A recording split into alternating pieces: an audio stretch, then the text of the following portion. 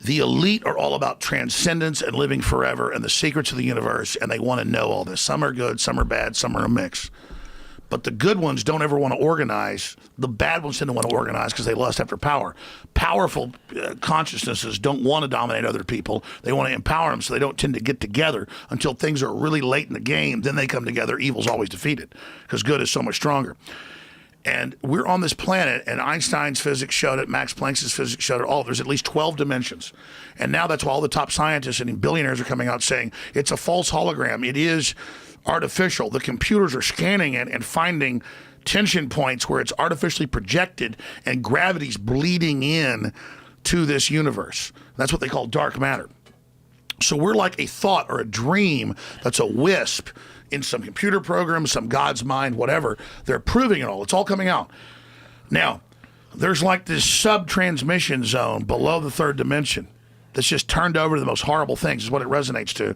And it's trying to get up into the third dimension that's just a basic level consciousness to launch into the next levels. And our species is already way up in the fifth, sixth dimension, consciously our best people. I think most likely, this is just about probability, there are many, many simulations. These simulations are, you might as well call them reality, or you could call them the multiverse. These simulations, you believe, are created? Like someone has manufactured? They're running on the substrate. So that substrate is probably boring. Boring? Mm-hmm. How so? Well, when we create a simulation, like a game or a movie, it's a distillation of what's interesting about life. You know, like it takes a year to shoot an action movie, and then that's all distilled down into 2 or 3 hours. So let me tell you, if you see an action movie being filmed, it's boring, super boring. There's like lots of takes. Everything's in a green screen. Looks pretty goofy. Doesn't look cool. But once you add the CGI and have great editing, it's amazing. So I think most likely, if we're a simulation, it's really boring outside the simulation. But there's this big war trying to like basically destroy humanity because humanity has free will and there's a decision to which level we want to go to. We have free will, so evil's allowed to come and contend, not just good. And the elites themselves believe they're racing using human technology to try to take our best minds and build some type of breakaway civilization where they're going to merge with machines, transcend, and break away from the failed species that is man, which is kind of like a false transmission because they're thinking what they are is ugly and bad, projecting it onto themselves instead of believing, no, it's a human test about building us up. And so Google was set up 18, 19 years ago, I knew about this before it was declassified, I'm just saying I have good sources, that they wanted to build a giant artificial system. And Google believes that the first artificial intelligence will be a supercomputer based on the neuron activities of the hive mind of humanity with billions of people wired into it with the Internet of Things. And so all of our thoughts go into it, and we're actually building a computer that has real neurons in real time that's also psychically connected to us, that are organic creatures, so that they will have current prediction powers, future prediction powers, a true crystal ball.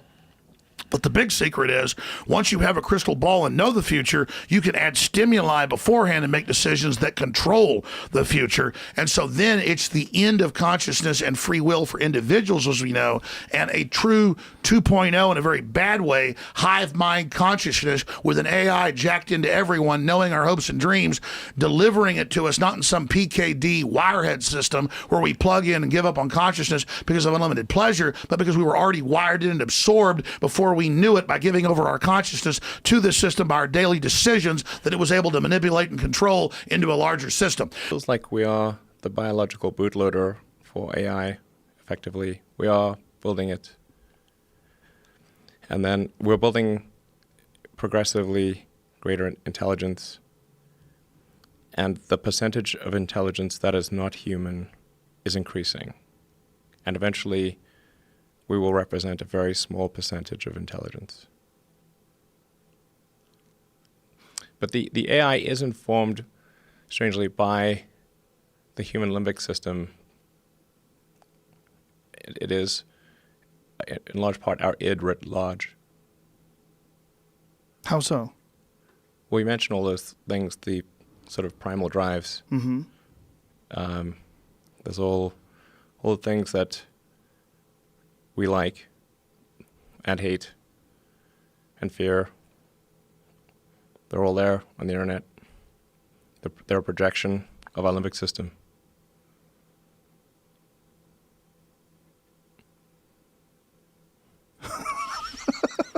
It's true. No, it makes sense. And the thinking of it as thinking of corporations and just thinking of just human beings communicating online through these social media networks as some sort of an organism it's a cyborg. It's a combination. It's a combination of electronics and biology. Yeah. Does this In some measure, like the success of these online systems is sort of a function of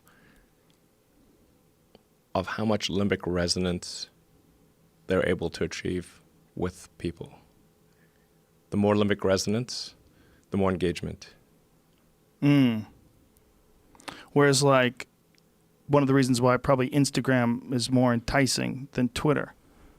Limbic resonance. Yeah, you get more images, more video. Yes. It's tweaking your system more. Yes. Do you worry about or wonder, in fact, about what the next step is? I mean, a lot of people didn't see Twitter coming, that, communicating with 140 characters or 280 now would be a thing that people would be interested in. Like, it's going to it's going to become more connected to us, right? Yes. Things are getting more and more connected. They're, at this point, constrained by bandwidth. Our input-output is slow, particularly output. Output got worse with thumbs. We used to have input with 10 fingers, now we have thumbs. But images are they're a way of communicating at high bandwidth. You take pictures and you send pictures to people. That communicates far more information than you can communicate with your thumbs. There's now a human counterstrike taking place to shut this off before it gets fully into place and to block these systems and to try to have an actual debate about where humanity goes and cut off the pedophiles and psychic vampires that are in control of this AI system before humanity's destroyed.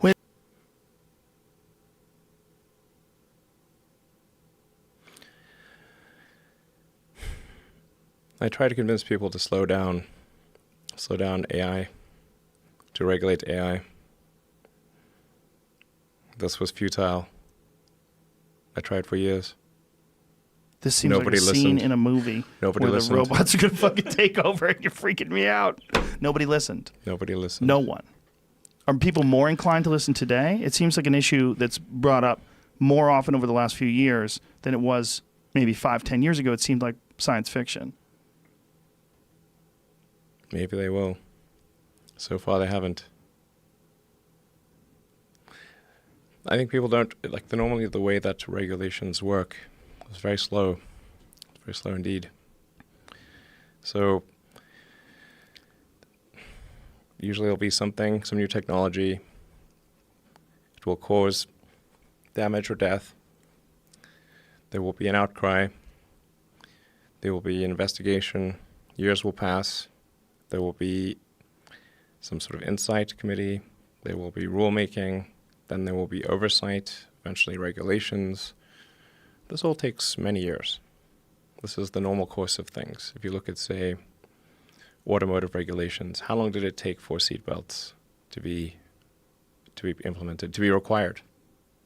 The auto industry fought seatbelts, I think, for more than a decade. Successfully fought any regulations on seatbelts, even though the numbers were extremely obvious. If you had a seatbelt on, you would be far less likely to die or be seriously injured. It was unequivocal. And the industry fought this for years successfully. Eventually, after many, many people died, regulators insisted on seatbelts. This time frame is not relevant to AI. You can't take 10 years from the point at which it's dangerous. It's too late.